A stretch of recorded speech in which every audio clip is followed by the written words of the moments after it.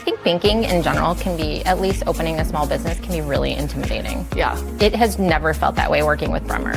Our business wouldn't exist without an SBA loan. Bremer swooped in, held us under their wing, and walked us through it. And we ended up getting everything we needed. Bremer sees us. I mean, like, really sees us. They're our cheerleaders behind closed doors, and who knew it was going to be our bankers? I know, right?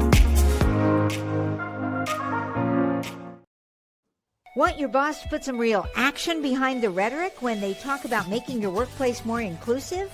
Find out how to hold their feet to the fire and demand diversity on the Diversity Dude podcast.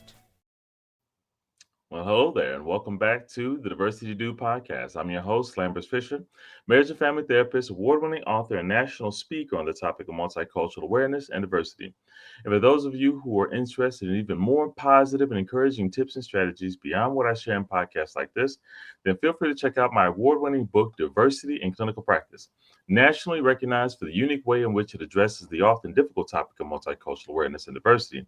Designed for more than just therapists, if you're a helping professional in any way, Diversity in Clinical Practice can help you meet the greatest variety of cultural needs possible for those whom you serve, and it's available in paper and audiobook versions for your convenience. And if you haven't heard it yet, I invite you to visit TED.com and check out my talk called What to Do When You Offend Someone, where I offer a positive and practical perspective on how to navigate unintentional offenses in daily life. To date, it's been viewed over 500,000 times. Check it out for yourself, and if you're encouraged by it as well, share it with a friend.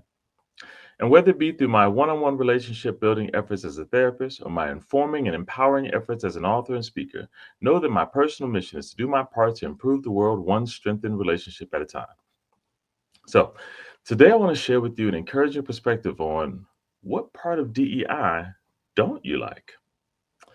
One of the things I try very hard to do is to find the healthiest ways to express difficult thoughts and feelings, ways that focus less on making someone feel bad, but instead ways that provoke genuine thought and reflection, hopefully in ways that lead to better and healthier actions moving forward.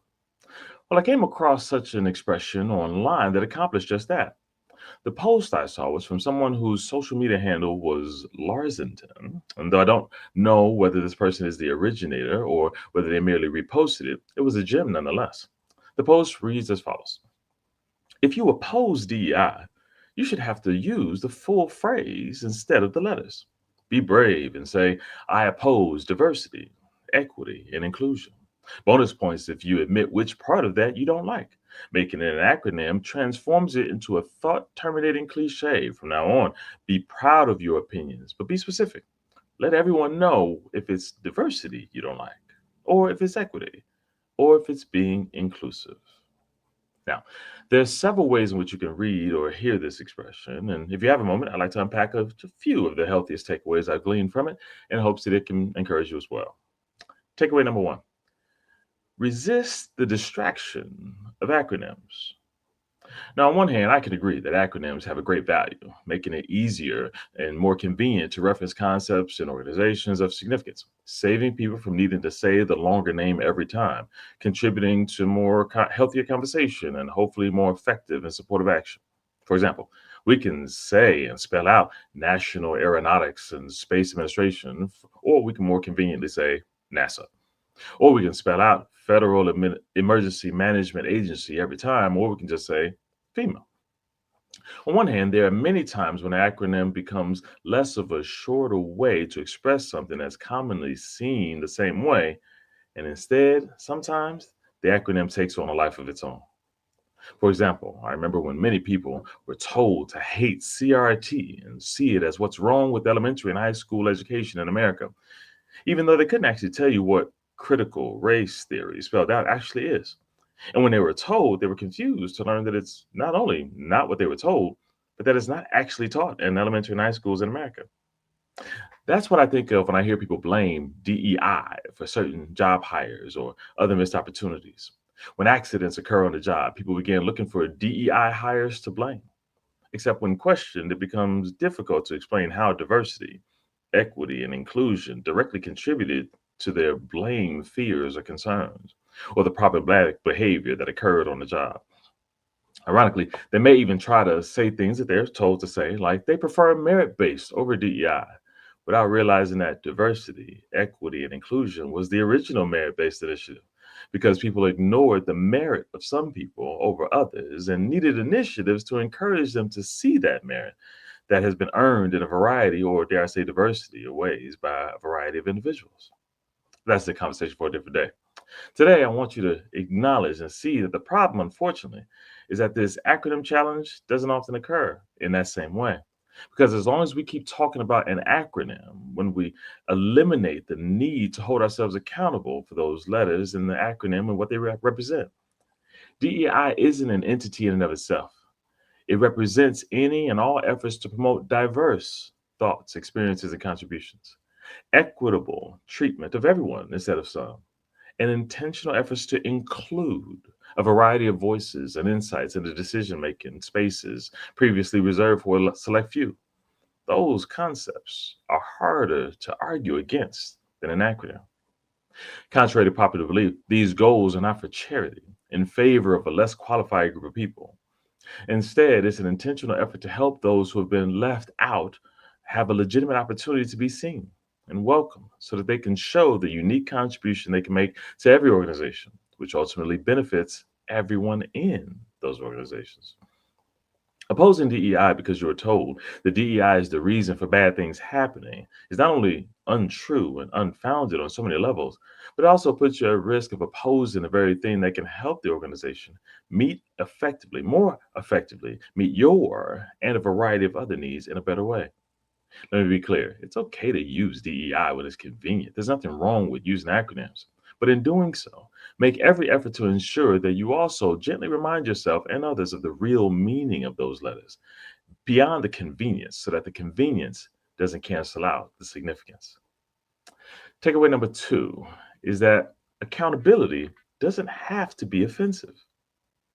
For many, hearing the post I read earlier, encouraging people not to hide behind opposing the DEI acronym, but instead challenging them to take accountability for which part of diversity, equity, or inclusion they oppose feels like an offensive accusation. However, this doesn't have to be the case.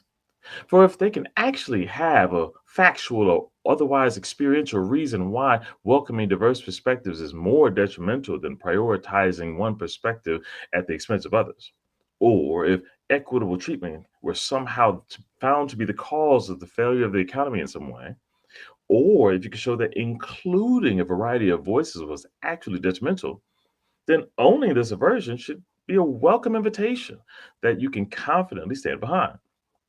The only problem is that most people cannot actually do this with a straight face.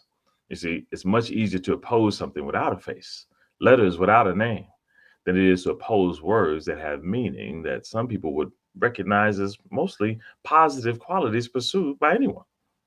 Which then leads to takeaway number 3.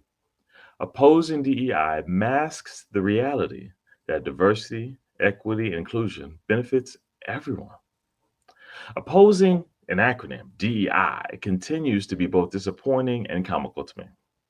It's disappointing because of the significant impact it'll have on so many people who lose out on initiatives and efforts intended not to prioritize them in an unearned way over those who have rightfully earned the opportunities, but instead to help those who have been unjustifiably excluded to be seen, despite their diversity, respected via equitable treatment, and included where they have earned the right to be included but have historically not been welcomed. And alongside of this, it is also sadly comical because many of the same people who oppose the big, bad, and scary DEI acronym also benefit from DEI.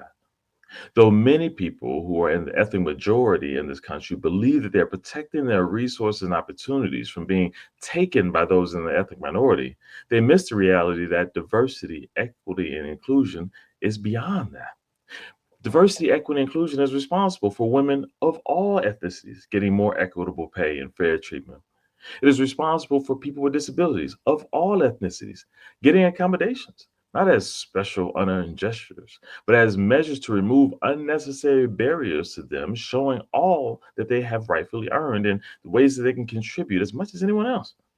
It also helps to reduce age discrimination experienced by people of all ethnicities. Remember that we could be discriminated against for people being older and younger alike, which all should be unnecessary.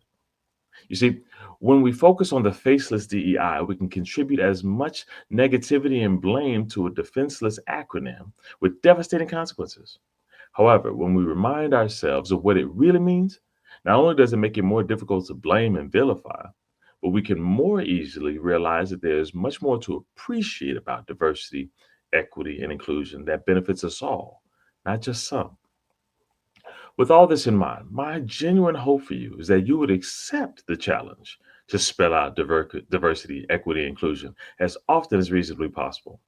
Though there's nothing wrong with the convenience of saying the letters, remember that this convenience sometimes comes at the risk and the cost of a depersonalized impact. Instead of judging yourself or others for using the term DEI, whenever you hear yourself or someone else express that caution, aversion, or outright opposition to the acronym DEI, find the best way to gently ask the follow-up question. What part of diversity, equity, or inclusion do you disagree with the most? And tell me more about why that's the case. And with that, I'll say thanks again for listening today to Diversity Do podcast. If you have any pressing diversity-related questions that you'd like me to address in an upcoming podcast, or if your organization is in need of a shame-free and empowering guest speaker or training on this often sensitive topic, then feel free to reach out to me directly at www.diversitymadesimple.com. And if you know of anyone else who could benefit from a positive and encouraging perspective on this often difficult topic of diversity, feel free to send them a link to this podcast so that they can be encouraged as well, or share with them my award-winning book, Diversity in Clinical Practice, available at Amazon.com. And don't forget to visit TED.com and check out my talk called What to Do When You Offend Someone. I hope it inspires you and that you share with someone else so that they can be encouraged and inspired by it as well. And as usual, I look forward to addressing as many topics as possible in future podcasts so you can improve as many relationships as possible at work, at home, and in your community. And as always, remember this: you don't need to know everything about everyone in order to have a positive impact on someone. Thank you all for tuning in, and have a great day. Tune in each week and find out how to demand and implement diversity at your job. To hear more, check out previous Diversity Dude shows on ShalettaMakesMeLaugh.com. You know Shaletta makes you laugh, but did you know Shaletta Brundage can also make you think and boost your business? Media personality, activist, and comedian Shaletta Brundage founded Shaletta Makes Me Laugh to celebrate and share the best of Black culture. It's a podcasting platform. You can download 10 weekly podcasts hosted by African American subject experts at ShalettaMakesMeLaugh.com or wherever you find your favorite podcasts. ShalettaMakesMeLaugh.com is also a production house, creating broadcast quality commercial content. And Shaletta and her team of storytellers create powerful promotional campaigns to get businesses the brand awareness they're looking for. Some of Minnesota's top businesses trust Shaletta, and you can too. Get out the word about your events and products and get in front of communities of color with ShalettaMakesMeLaugh.com. She's got the power to help your business.